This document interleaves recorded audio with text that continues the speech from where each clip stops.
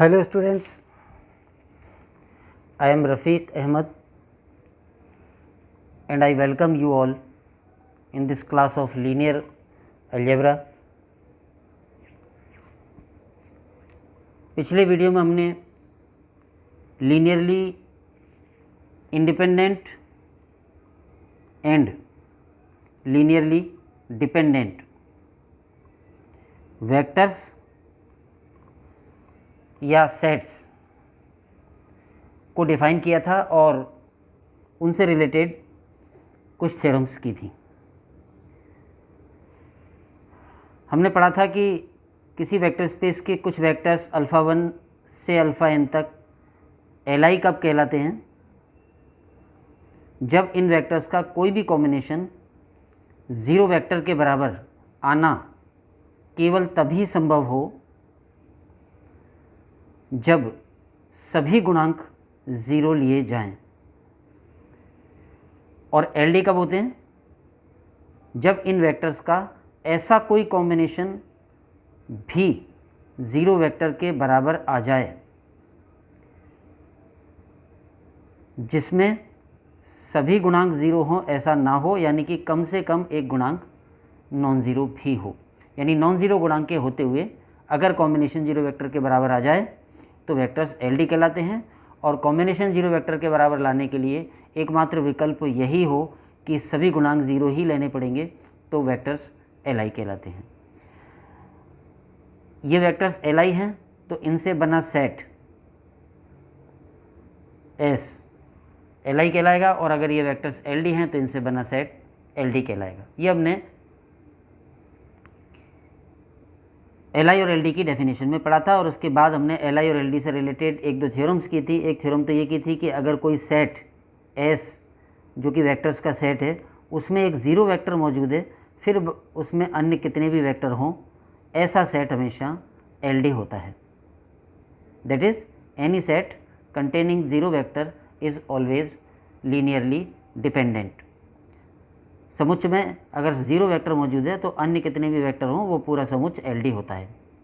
एक हमने ये प्रूव किया था कि अगर कोई सेट केवल एक सदिश का समुच्च हो, यानी समुच्च में एक ही सदिश हो और वो सदिश नॉन ज़ीरो हो, यानी शून्येतर सदिश हो, शून्येतर सदिश का एकल समुच्च, singleton set of non zero vectors, तो वो ऑलवेज एलआई होता है। ये भी किया था। सबसेट और सुपरसेट से रिलेटेड थ्योरम हमने की थी कि यदि एस टी का सबसेट है तो टी के एलआई होने पर एस भी एलआई होगा। और दूसरी थ्योरम ये थी कि अगर एस एलडी है तो टी भी एलडी होगा। इस बात को हमने ऐसे भी समझा था कि अगर कोई समुच्च एलआई है और उसमें से कुछ सदिश हटा दिए जाएं तो जो छोटा सेट बचेगा वो भी एलआई होगा। या कोई समुच्च एलडी है और उसमें कुछ वेक्टर्स बढ़ा दिए जाएं तो जो सुपर सेट आएगा वो भी एलडी होगा। ये सब हमने लास्ट वीडियो में पढ़ा था।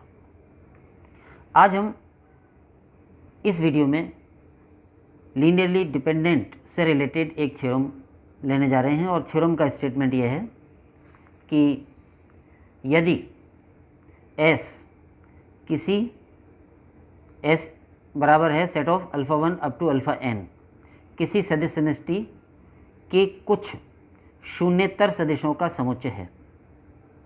शून्येतर का मतलब होगा शून्य से इतर, यानी कि अशून्य या नॉन ज़ीरो।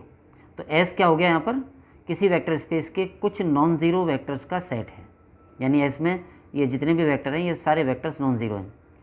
तब सिद्ध क्या करना है कि एस एलडी होगा यदि और केवल यदि एस का कोई सदिश अल्फ़ा के, यानी इनमें से कोई सदिश ऐसा होगा जो अपने पूर्ववर्ती सदिशों का रैखिक संचय होगा।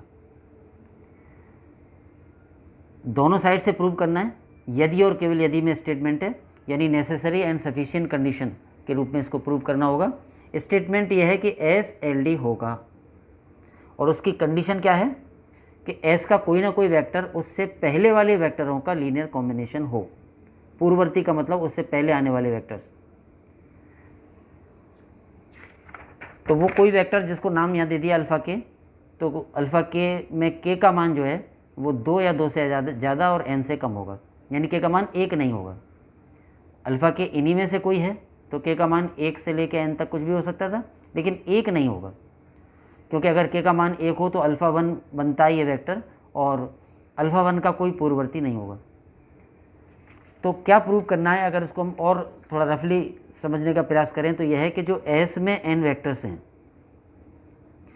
अल्फ़ा 1 से और अल्फ़ा n तक, एक बार हमें S को LD मान लेना है, माना कि S LD है। तब क्या प्रूव करना है कि ये जो S के वेक्टर्स हैं इनमें से कोई ना कोई वेक्टर ऐसा ज़रूर होगा जो उससे पहले वाले वेक्टर्स का लीनियर कॉम्बिनेशन होगा। चाहे वो वेक्टर अल्फ़ा 2 हो सकता है, जो अल्फ़ा 2 से पहले कौन सा है, अल्फ़ा 1, तो उसका लीनियर कॉम्बिनेशन होगा, या वो वेक्टर अल्फ़ा 3 हो सकता है, जो अल्फ़ा 3 से पहले वाले जो दो वेक्टर हैं अल्फ़ा 1 और अल्फ़ा 2 उनका लीनियर कॉम्बिनेशन होगा, या वो वेक्टर अल्फ़ा 4 हो सकता है जो कि अल्फ़ा 4 से पहले आने वाले वेक्टर का लीनियर कॉम्बिनेशन होगा, alpha 1 plus alpha 2, A1 alpha 1 plus A2 alpha 2 plus A3 alpha 3, इस टाइप का। यानी कोई ना कोई वेक्टर ऐसा ज़रूर होगा जो उससे पहले वाले वेक्टर्स का लीनियर कॉम्बिनेशन होगा। कब? जबकि S LD दे रखा हो।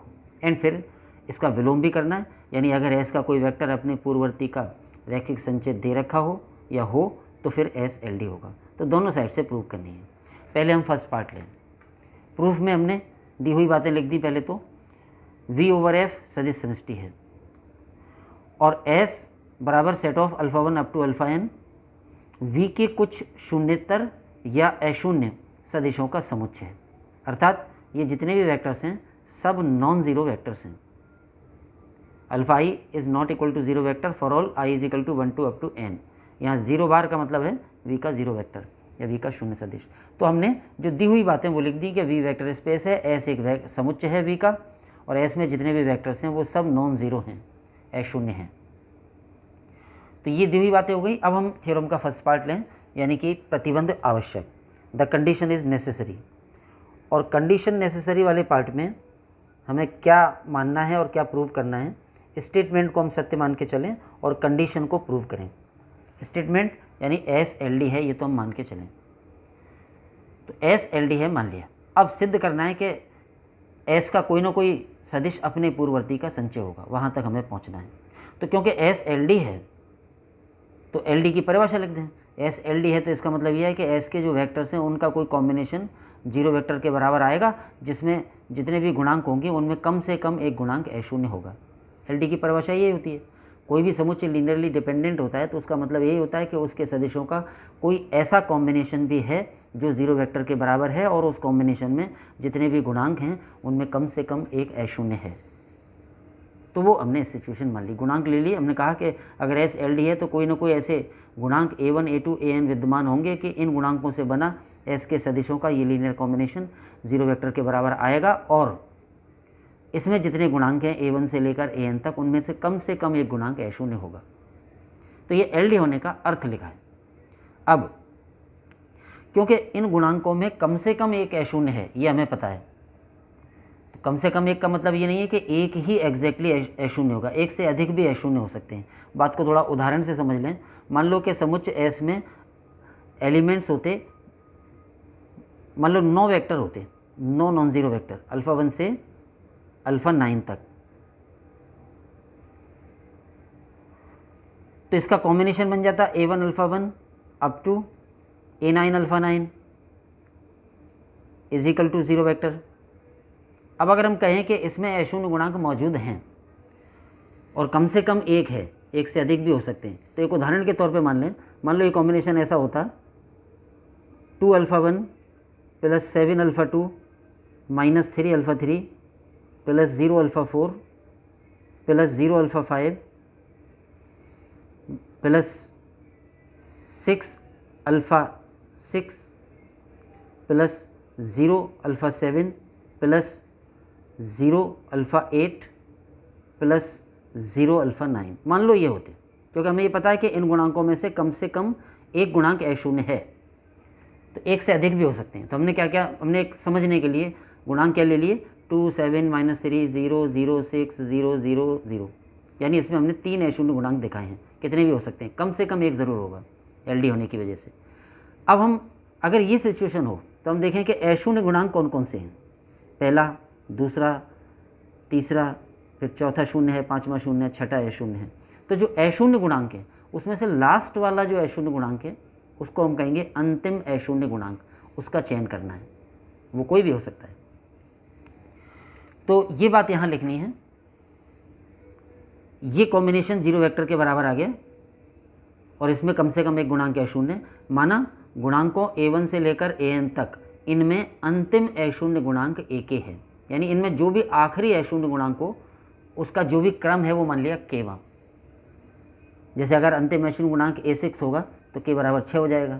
अंतिम अशून्य गुणांक अगर तीसरा होगा तो k बराबर 3 हो जाएगा। अंतिम अशून्य गुणांक अगर दूसरा ही होगा तो k बराबर 2 हो जाएगा। तो जो भी इसमें अंतिम अशून्य गुणांक है उसको नाम दे दिया ak। अगर ak अंतिम अशून्य गुणांक है तो इसका मतलब यह है कि ak के बाद वाले जो गुणांक है वो सब शून्य होंगे, अर्थात ak तो अशून्य है और ak के बाद वाले गुणांक ak+1, ak+2 वगैरह अप टू an वो सब ज़ीरो होंगे। जैसा कि इस उदाहरण में है, अगर अंतिम अशून्य गुणांक 6 है तो फिर उसके बाद वाले सारे गुणांक ज़ीरो होंगे। कुछ पहले वाले भी जीरो हो सकते हैं लेकिन बाद वाले अवश्य जीरो होंगे। तो मान लिया हमने कि अंतिम अशून्य गुणांक ak है और ak अगर अंतिम अशून्य गुणांक है तो ak खुद तो अशून्य होगा लेकिन उसके बाद के सारे गुणांक शून्य होंगे। अभी बाद के गुणांक शून्य होंगे तो ये वैल्यू यहाँ इक्वेशन नंबर 1 में रख दें। तो ये आ जाएगा a1 alpha 1 as it is, a2 alpha 2 up to ak alpha k तक तो एज इट इज़, जो भी k होगा और उसके बाद के जो गुणांक हैं, जैसे ak+1 था तो वहाँ जीरो रख दिया क्योंकि ak+1 जीरो है, ak+2 यानी आगे वाले सारे वेक्टर्स का गुणांक, उनके गुणांक ज़ीरो होंगे। यानी a1 से ak तक तो गुणांक जो वो हैं और उसके बाद जो वेक्टर हैं अल्फ़ा k+1 से लेकर अल्फ़ा n तक उन सब के गुणांक ज़ीरो होंगे क्योंकि ये आखिरी अशून्य गुणांक है। अब ये गुणांक ज़ीरो हैं तो ये सारा जो कॉम्बिनेशन है ये पूरा ज़ीरो वेक्टर बन जाएगा और हट जाएगा, क्योंकि 0 इंटू अल्फ़ा k+1 बराबर जीरो वेक्टर। इसी तरह से सारे जीरो वेक्टर हो जाएंगे और जीरो वेक्टरों का योग भी जीरो वेक्टर होता है, तो ये टोटली एक ज़ीरो वेक्टर हो गया और ये हट गया। तो ये इक्वेशन घट के इतनी रहेगी, जिसको कि हम यहाँ पे कह रहे हैं इक्वेशन नंबर 2। क्या क्या रह गया, जो ज़ीरो गुणांक वाले थे वो हटा दिए, तो a1 अल्फ़ा 1 से ak अल्फ़ा k तक, लास्ट वाले से जस्ट एक पहले वाला भी शो कर दिया है k-1 वह।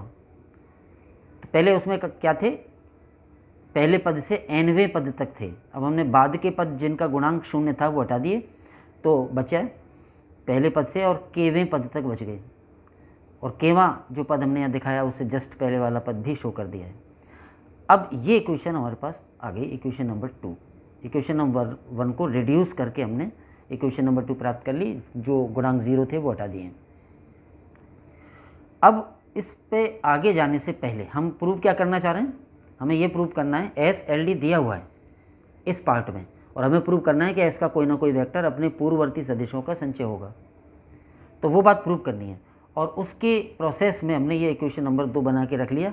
अब इसमें हम एक और बात पहले सिद्ध करेंगे, उसके बाद इस इक्वेशन 2 को आगे बढ़ाएंगे। और वो बात क्या सिद्ध करनी है कि अंतिम अशून्य गुणांक हमने kवां माना है। अगर k का मान 1 हो तो ये हो जाएगा a1, और अगर a1 ही अंतिम अशून्य गुणांक है तो फिर उसके पूर्ववर्ती नहीं होंगे। यहाँ हम सिद्ध कर रहे हैं कि अंतिम अशून्य गुणांक a1 नहीं हो सकता, a2, a3, a4 से लेके an तक कोई भी हो सकता है, लेकिन a1 अंतिम अशून्य गुणांक नहीं हो सकता। ये बात हम प्रूव कर रहे हैं कंट्राडिक्शन मेथड से। यहाँ अंतिम अशून्य गुणांक a1 नहीं हो सकता, क्योंकि यदि a1 अंतिम अशून्य गुणांक माने, अब यहाँ पे विरोधाभास विधि लगा रहे हैं, होगा तो नहीं अंतिम अशून्य गुणांक a1, लेकिन अगर a1 को अंतिम अशून्य गुणांक मान के चलें तो एक विरोधाभास आ जाएगा। तो यदि a1 को अंतिम अशून्य गुणांक माने तो क्या होगा, इसका मतलब a1 तो अशून्य लेकिन a1 के बाद के सब शून्य हैं। तो अगर हम a1 को अंतिम अशून्य गुणांक मान लें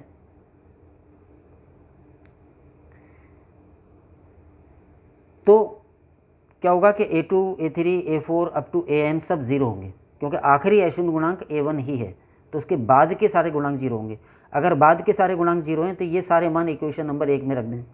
इक्वेशन नंबर 1 में a1 अल्फ़ा 1 अपनी जगह, a2 की जगह 0, A2 की जगह 0, तो 0 अल्फ़ा 2, A3 की जगह 0, AN की जगह भी 0। तो इक्वेशन नंबर 1 में A1 तो A1 रहेगा, बाकी सारे गुणांकों के मान 0 हो गए, क्योंकि A1 ही आखिरी अशून्य गुणांक है, उसके बाद के सारे गुणांक 0 हैं।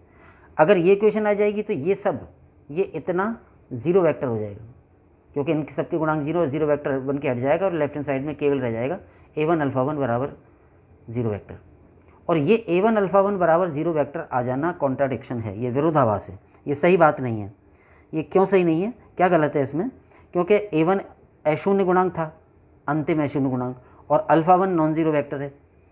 सारे ही वेक्टर नॉन ज़ीरो हैं। समुच्चय S जो है अशून्य सदिशों का समुच्चय, तो S के सभी vector alpha 1, alpha 2, alpha n सब नॉन ज़ीरो हैं।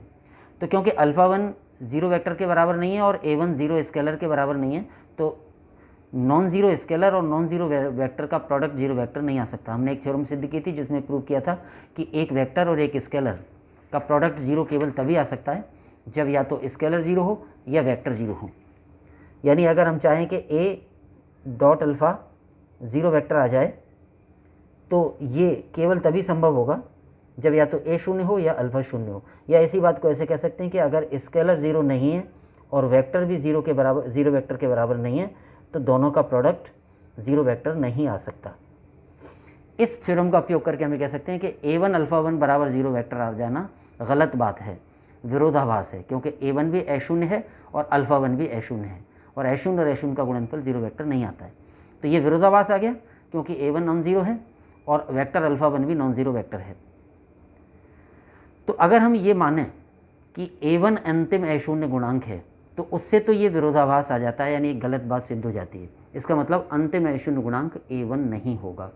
हमने अंतिम अशून्य गुणांक माना हुआ है AK, और वो A1 के बराबर नहीं होगा, तो इसका मतलब K का मान 1 नहीं होगा। और जब K का मान 1 नहीं होगा तो K का मान क्या था, 1 से लेकर n तक कोई भी हो सकता था, उसमें से एक नहीं हो सकता, तो फिर K का मान होगा 2 से n तक कुछ भी, यानी K की वैल्यू 2 से बड़ी या बराबर और n से छोटी या बराबर हो। तो अब हमने ये कन्फर्म कर लिया यहाँ से और यहाँ तक कंट्राडिक्शन मेथड लगा के हमने ये प्रूव कर लिया कि जो आखिरी अशून्य गुणांक है वो पहला वाला नहीं हो सकता, A1 नहीं हो सकता, A2, A3, A4 और AN में से ही कोई होगा। अब हम वापस इस बात पर आएँ कि अंतिम अशून्य गुणांक AK है, तो AK क्योंकि अशून्य है और फील्ड का अवयव जब नॉन ज़ीरो होता है तो फिर उसका गुणन प्रतिलोम यानी कि मल्टीप्लिकेटिव इन्वर्स विद्यमान होता है। तो AK अशून्य है तो AK का इन्वर्स फील्ड में विद्यमान होगा। इस AK के इन्वर्स को समीकरण 2 से मल्टीप्लाई कर दें, समीकरण 2 की हर टर्म को इस AK इन्वर्स से मल्टीप्लाई कर दें। समीकरण 2 क्या था उसको एक बार दोबारा देखें। समीकरण 2 में A1 अल्फ़ा 1 से AK अल्फ़ा K तक के पद थे और बराबर 0 वेक्टर, इनको हर एक को AK इन्वर्स से मल्टीप्लाई करना है। वो इसलिए कि ये AK हटाना और अल्फ़ा K के, यानी सिंपल सी बात यह है कि इस इक्वेशन को अल्फ़ा K के लिए सॉल्व करना है। तो पहले इनमें से हर टर्म को AK इन्वर्स से मल्टीप्लाई किया, और जब इनमें से हर टर्म को हम AK इन्वर्स से मल्टीप्लाई करेंगे तो हमें प्राप्त हो जाएगा ये इक्वेशन।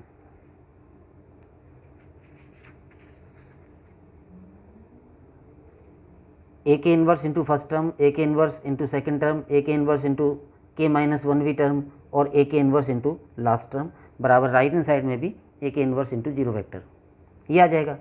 अब इसको हम देखें कि ये इसमें AK इन्वर्स इंटू A1 ये इतना तो स्केलर है और वेक्टर है केवल अल्फ़ा 1, या उससे पहले एक काम ये कर लें कि ये AK इन्वर्स इंटू AK ये 1 हो जाएगा। फील्ड में एक एलिमेंट और उसका गुणन प्रतिलोम का गुणनफल 1 होता है, तो ये 1 हो जाएगा, और 1 इंटू अल्फ़ा के ही होता है, तो ये टर्म ओनली अल्फ़ा के रह जाएगी, और इससे पहले की जितनी भी टर्म्स है उनको हम पक्षांतरण करके दूसरी साइड ले गए तो उधर जाके माइनस हो जाएंगी। तो इस इक्वेशन को ये टर्म 1 हो गई और ये टर्म ओनली अल्फ़ा के बची, 1 इंटू अल्फ़ा के बराबर अल्फ़ा के, और इससे पहले के सारे पदों को दाईं तरफ ले लिया तो उधर माइनस होके चले गए। अब इसको थोड़ा सा और बेटर फॉर्म में लिख दें, अल्फ़ा के तो एज इट इज ये पूरा माइनस AK इन्वर्स A1, ये इतना पूरा एक स्केलर है तो इसको ब्रैकेट में रख दिया है, इंटू अल्फ़ा 1, ये माइनस है तो माइनस को अंदर दिखा दें, यहाँ प्लस लगा दें तो स्केलर कोफिशिएंट हो जाएगा minus AK inverse into A2, ये पूरा स्केलर हो गया इंटू वेक्टर अल्फ़ा 2, इसी तरह से ये पूरा स्केलर इंटू अल्फ़ा K-1, तो अल्फ़ा के बराबर इतना आ गया। अब इसमें से ये ब्रैकेट में जो हैं वो सब स्केलर्स हैं यानी फील्ड के एलिमेंट्स हैं, और ये अल्फ़ा 1 अल्फ़ा 2 अल्फ़ा के माइनस 1 क्या हैं, अल्फ़ा के पूर्ववर्ती सदिश, अल्फ़ा से पहले आने अल्फ़ा के पहले आने वाले सदिश।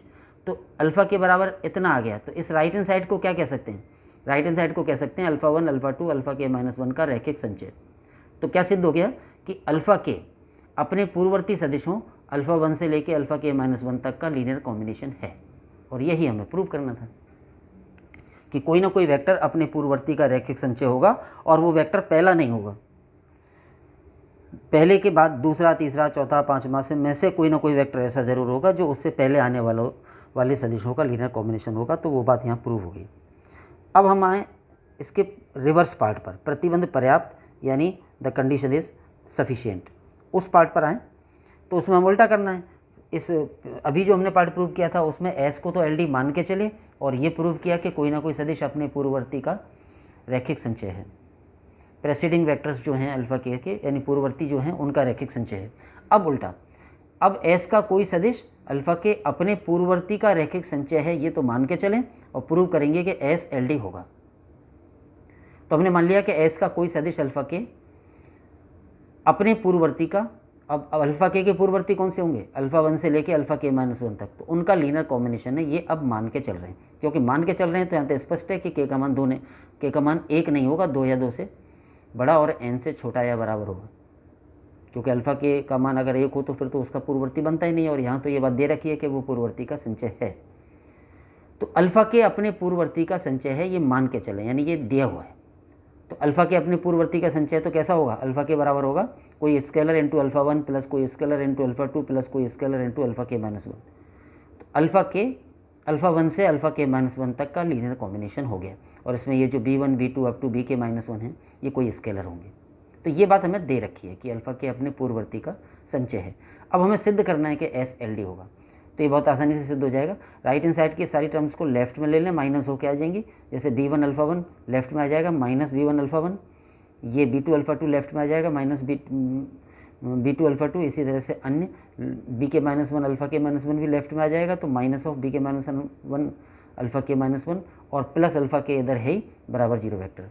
ये एक यानी कि राइट हैंड साइड वालों को भी लेफ्ट में ही ले लिया।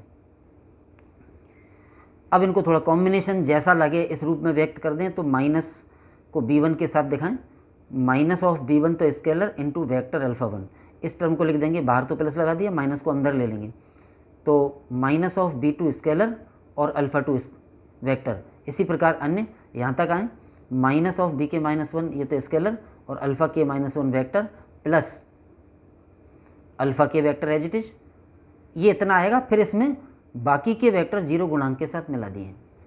0 गुणांक के साथ हम कभी भी मिला सकते हैं कोई भी वेक्टर, क्योंकि 0 गुणांक के साथ मिला रहे हैं का मतलब हम 0 वेक्टर जोड़ रहे हैं, और 0 वेक्टर कभी भी जोड़ा जा सकता है। तो ये तो इक्वेशन को थोड़ा इन गुणांकों को ब्रैकेट में रख दिया और अल्फ़ा के तक आए, और फिर जो अन्य अल्फ़ा के बाद के एस के जो वेक्टर हैं अल्फ़ा के प्लस 1 से अल्फ़ा n तक, उनको 0 गुणांक के साथ शामिल कर दिया, तब भी ये पूरी टर्म 0 वेक्टर के बराबर रहेगी।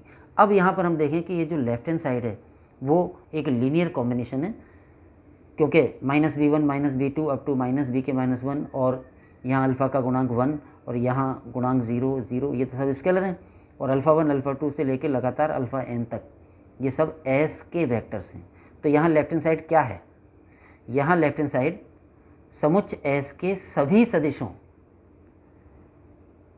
समुच्च एस के सभी सदिशों का मतलब अल्फ़ा 1 से कंटिन्यूसली अल्फ़ा n तक का लीनियर कॉम्बिनेशन है। तो ये एस के सभी सदिशों का लीनियर कॉम्बिनेशन है जो कि 0 वेक्टर के बराबर प्राप्त यहाँ हो रहा है। अब हम देख रहे हैं कि इस लीनियर कॉम्बिनेशन में बाकी गुणांकों का तो हमें पता नहीं कि वो 0 हैं कि नॉन ज़ीरो हैं, लेकिन कम से कम अल्फ़ा के का जो वाला जो वेक्टर है इसका गुणांक तो यहाँ दिख रहा है कि 1 है। तो ये LHS यहाँ पे जो है वो समुच्च एस के सभी सदिशों का लीनियर कॉम्बिनेशन है जिसमें अल्फ़ा के का गुणांक 1 मतलब A0 है। इसका मतलब क्या हुआ, ये हमने क्या दिखा दिया कि एस के सभी सदिशों का ऐसा लीनियर कॉम्बिनेशन भी 0 वेक्टर के बराबर प्राप्त हो रहा है जिसमें A0 गुणांक मौजूद है, और इसका मतलब है कि एस एल डी है। यही एलडी की परिभाषा होती है कि हम अगर हमें किसी समुच्चय को एलडी प्रूव करना है तो हमें ये बताना पड़ेगा कि उस समुच्चय के सभी सदिशों का कोई ना कोई ऐसा कॉम्बिनेशन है जो 0 वेक्टर के बराबर आ रहा है और उसमें कम से कम एक गुणांक A0 है। तो हमें दिख रहा है एक गुणांक A0 है, अल्फा के का गुणांक 1 है और 1 A0 होता है। तो इस तरह से सिद्ध हो गया कि S LD है। तो इस पार्ट में हमने ये तो मान के चले कि S का कोई ना कोई वेक्टर अपने पूर्ववर्ती का संचय है। हमने मान लिया था कि अल्फ़ा के पूर्ववर्ती जो हैं, प्रेसीडिंग वेक्टर्स जो हैं अल्फ़ा 1 से अल्फ़ा के -1 तक, उनका संचय है और प्रूव किया तब कि S LD होगा। तो ये इसका विलोम पार्ट हो गया। तो आज के इस वीडियो में इतना ही। ये एक इम्पॉर्टेंट थ्योरम है और ये थ्योरम जो आगे हम एक बहुत इम्पोर्टेंट थ्योरम पढ़ेंगे, एग्जिस्टेंस थ्योरम, उसमें सीधा इसका उपयोग भी होगा। आज के लिए इतना ही। Thanks to all. जय हिंद।